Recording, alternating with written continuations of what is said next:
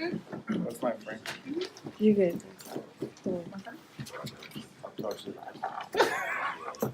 All right, so we're going to go over cross-domain violation training.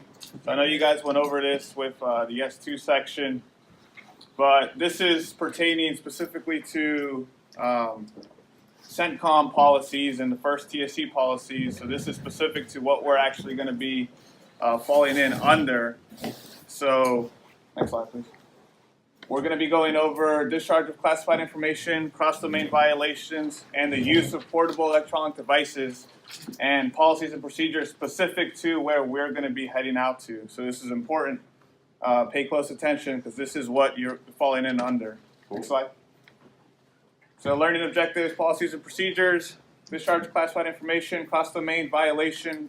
We're going to go over the air gap solution, unauthorized software and devices, portable electronic devices, and then the penalties, sanctions, and consequences if you don't abide by the policies and procedures. Next slide. So again, these policies are punitive, so you will get in trouble if you violate these. They hit on this pretty hard. These aren't my slides. These are the slides that you would get briefed overseas. We're going to do this beforehand so we don't have to do it again. Next slide. So why will I get in trouble? So it says you sign an acceptable use policy. Before you get a NIPR and SIPR account, you will sign an acceptable use policy. So you haven't signed it yet. You signed one for Fort Hood. You're going to sign another one when we get overseas. But as soon as you sign that acceptable use policy, you're accepting that you're going to follow all of these policies and procedures. So if you haven't read through that 3-page document, this is kind of the lowdown of what is within that acceptable use policy and what could happen. I know we talked, or the S2 section talked about maybe getting your security clearance revoked or some instances, but counts disabled, temporary permanent suspension of security clearance, like you said, and possible UCMJ action. Next slide. All right, so what is discharge of classified information? It's essentially when you're going from a higher classification into NIPR. So we're going to be operating mostly out of SIPR. Everything in that network needs to stay in that network unless you go through the proper procedures to bring it down from high to low, high being SIPR, low being NIPR, right? So that would be a discharge of classified information. So you're putting secret information onto a non-accredited piece of or device. So it's pretty easy. It's pretty simple. Like Specialist Dominguez went over, red is what? Super. Red is secret, right? So, and then if you're on NIPR, it's going to be what? Green. Green, right? So keep it at that same level. Don't go from red to green. Red to green would mean it's a discharge of classified information unless you went through the proper procedures. Next slide. So this is just going over some of the actions that would happen in case you did do a negligent discharge of classified information. So, like you see, retraining for the chain of command up to, but not including the first 06. So that means everybody up that chain of command up to the 05 is going to have to do retraining, right? So it's essential that we all police each other up and make sure that before it gets to that level, we catch it early. So that retraining includes that IA training that we did on Fort Gordon that everyone here did. We're going to do it again. And then we're going to go over this PowerPoint again as well.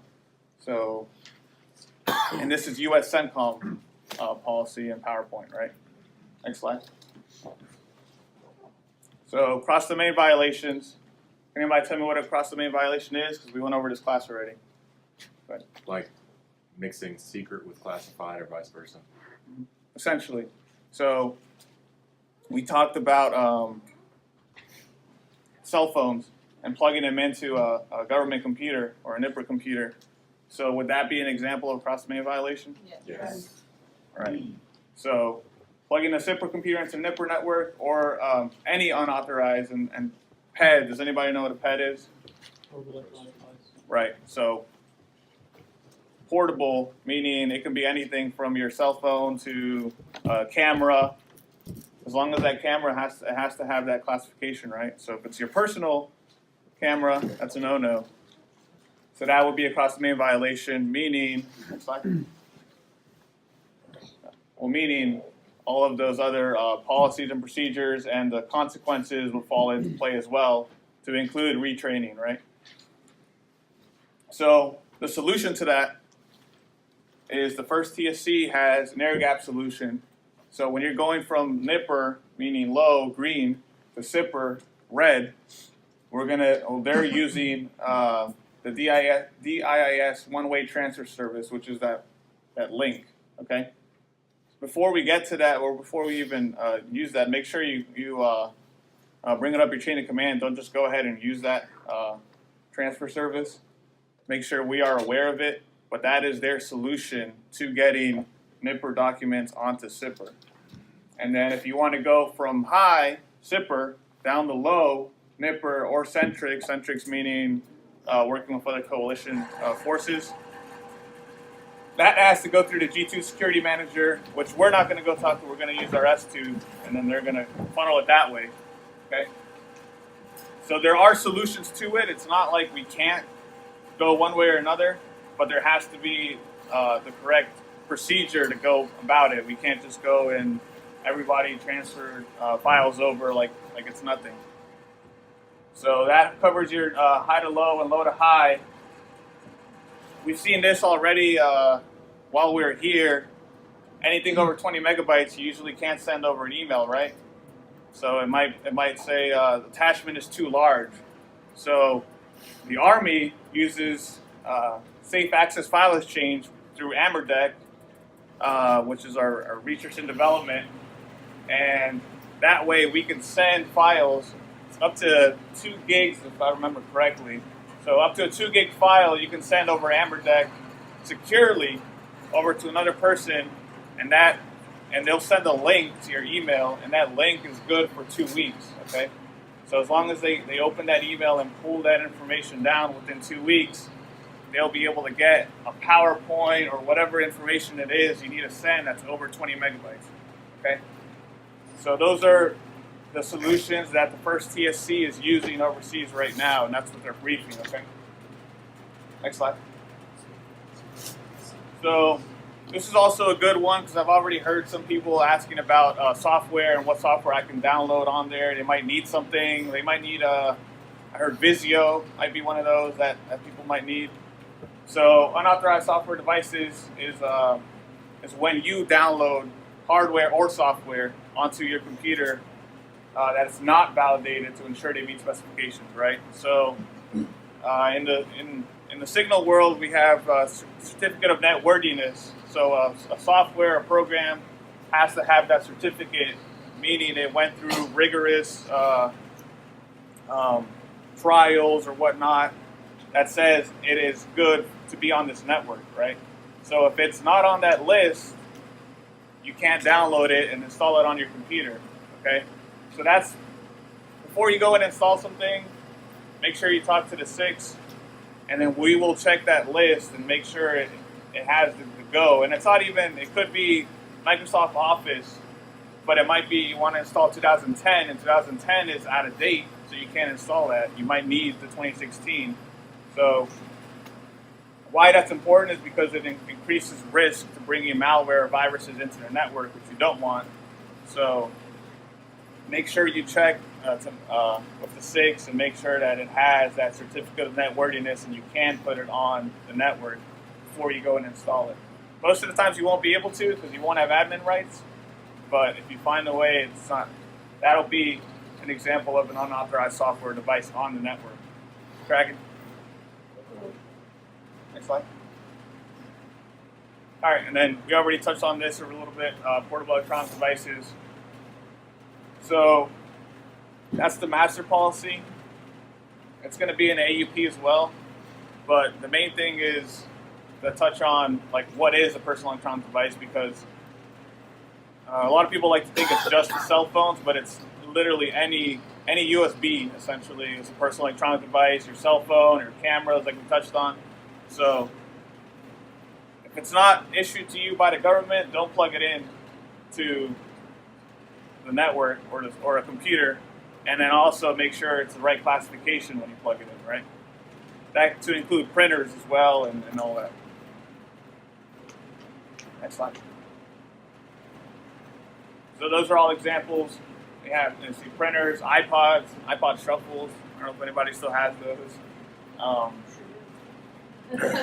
Cool. Wow. Well, there we go. Don't plug that in, man. USBs.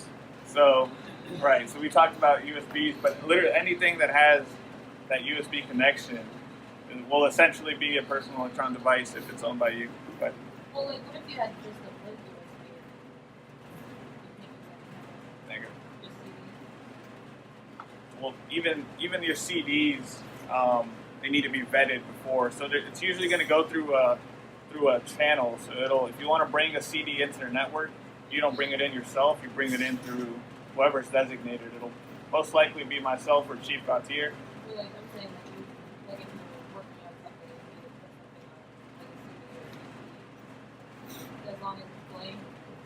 If you're working in our environment, our talk, Yeah. it all has to be channeled through whoever our trusted agent, I guess, would be at that point. So I just go to your like, hey, If you want to take it out. Yeah. So, yeah, does anybody else have questions about what is a personal electronic device or what they can plug in or can't plug into? Yeah. Okay. So you notice that says secure work area. So that secure work area is our talk, right? So again, this is just harping on it. Do not plug anything into a government without approval. So that's going to be your S2 or your S6. So you can come to one of. We'll figure it out. We'll figure it out. But make sure you get guidance before you do it.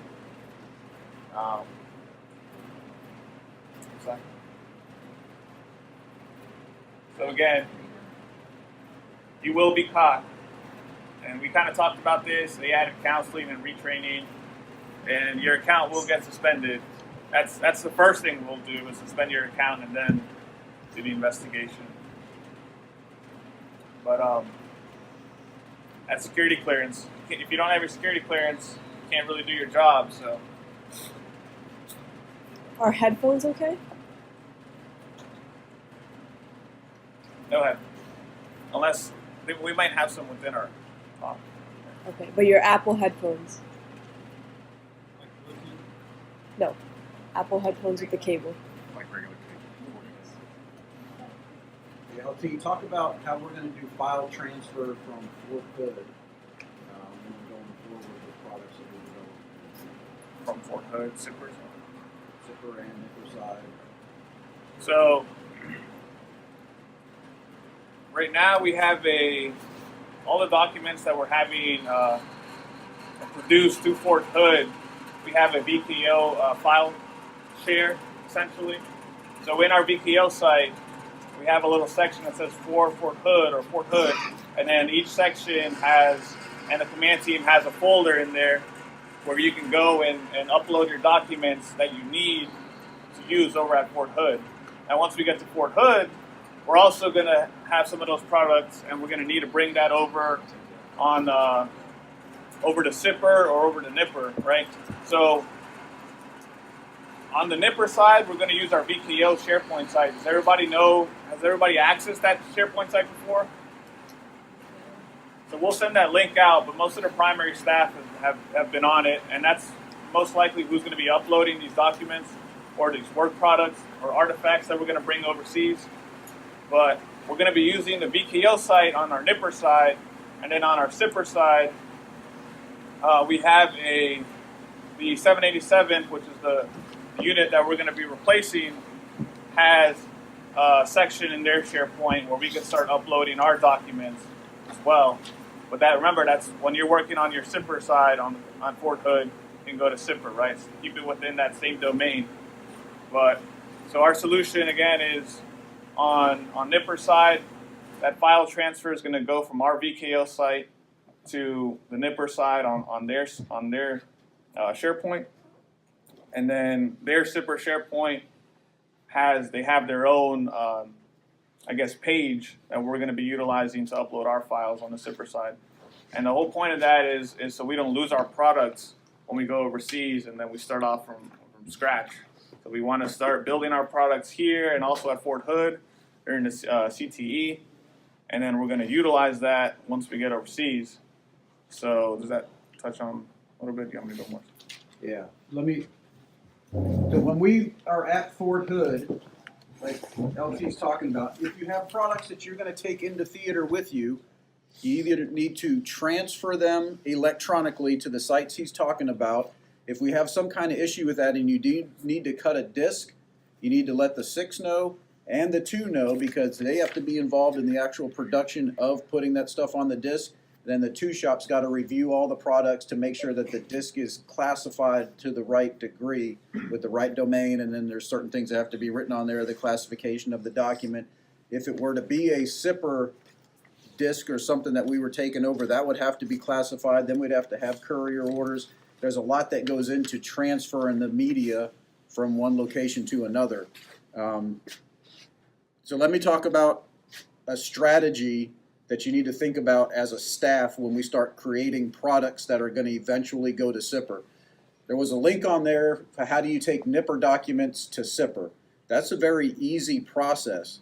So what you need to consider is, as you start to build products, build them on the NIPR side and get them to the point that it's what you want before you start putting secret information into it. If you're going to build some kind of calculator, or you're going to build a presentation, build the base of it on NIPR, because once you start building it on SIPR, you can't pull it back over to the low side and work off of it. So if you're building, just say, a slide master for something that we're working on, and you started on the SIPR side, but it could be really good use on the unclass side, you're going to have to rebuild it completely again on the NIPR side. Understand what I'm saying on that? All right, so if you're building a spreadsheet that's going to do calculations and it takes a whole lot of work, before you actually put the data in there that makes it secret, build it on the NIPR side and then transfer it over and then plug your data into it so you have it to use on the NIPR side. Tracking? And as you started, so as LT started, he mentioned a couple things. He mentioned the first TSC. Who knows what the first TSC is? Or who doesn't know when we say first TSC policy? Who does not know what that means? Okay? So the first TSC, if you look at our task organization, is really our highest echelon that's actually in theater. So our immediate bosses that we report to, in the chain of command, is the 300th Sustainment Brigade. They're in Kuwait. So it goes from the battalion to the brigade level, right? So we're a battalion, then it's to the brigade, Sustainment Brigade, 300 Sustainment Brigade. From there, it's the ESC, Expeditionary Sustainment Command, which is the forward arm of the TSC. And they're actually in Kuwait also. So when we get there, it'll be the 184th Expeditionary Sustainment Command is who our second tier is in the chain of command. So my senior rater is actually the 1-star general that's the commander of the ESC. Then the TSC, which is that patch right there, always has responsibility for sustainment support in the Central Command area, which is basically the entire Middle East. Okay? So when he says first TSC policy or the 300 Sustainment Brigade policy, that's all within the sustainment chain of command that we fall under, okay? We are supporting all kinds of other entities out there from Operation Inherent Resolve, the Joint Task Force that is in charge of Iraq. Then there's all kinds of commands in Afghanistan and all over the rest of the CENTCOM area. But our immediate chain, and you're going to continuously hear 300 Sustainment Brigade, 184th ESC, and 1st TSC. And that never changes. 1st TSC never changes. The rest of those organizations are just like us. Every 9 months they're rotating in and out. So, okay, so when they first say 1st TSC, that is our most senior sustainment command in all of CENTCOM. Tracking? Okay, all right. So perfect segue, because under first TSC policy, right? So everybody knows what first TSC is now. So this is substantiated incidents, okay? So IA stand down training, which will most likely be something in this form of fashion with PowerPoint or something, but it won't be from us. It'll be a little bit higher. Written counseling, retraining, like we talked about, and then you got to re-sign that acceptable use policy. So Yeah, and don't be the person that makes me have to do this IA training all over again. That's gonna be irritating. 1 hour games.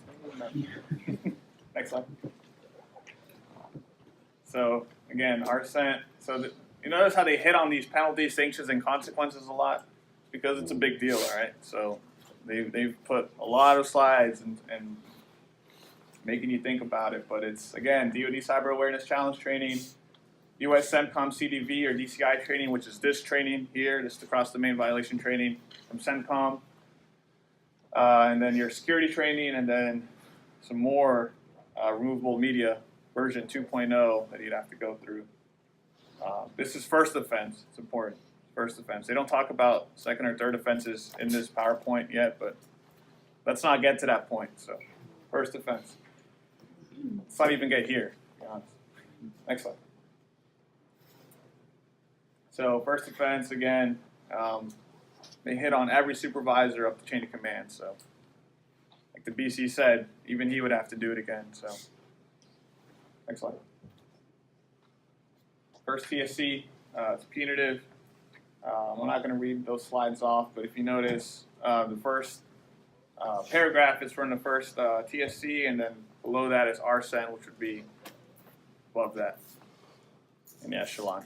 Hey, LT, just real quick. So while we were over there, they had a cross-domain violation that actually occurred, and they were Article 15 in that person. So they are taking punitive measures against soldiers that are not obeying the policy on cross-domain violations. So the one thing I like to hit on this slide is countless man hours are diverted for investigation and mitigation efforts.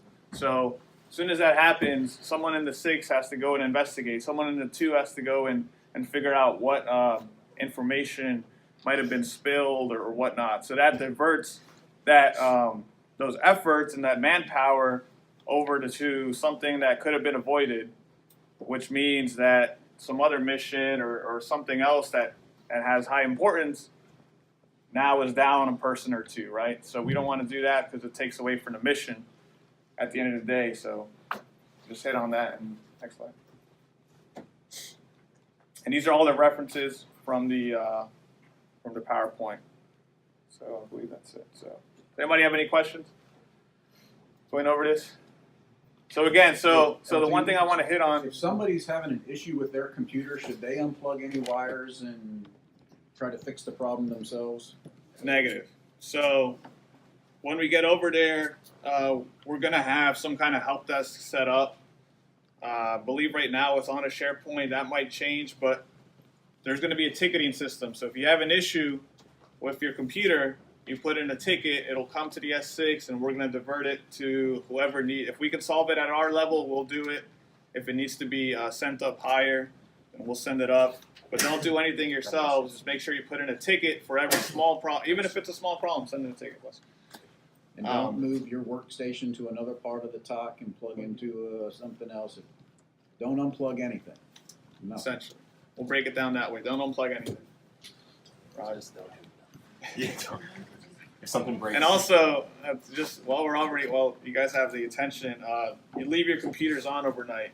Does anybody understand why you would leave your computers on overnight? Right. So the updates push overnight so that they're not pushing while we're all on the network. But in order for it to actually properly download, they need to be turned on. So you can leave the computers on overnight. All right. That's all. All right. Cool. 4 countries, 13 locations. What's going to be like your capability to reach like remote sites?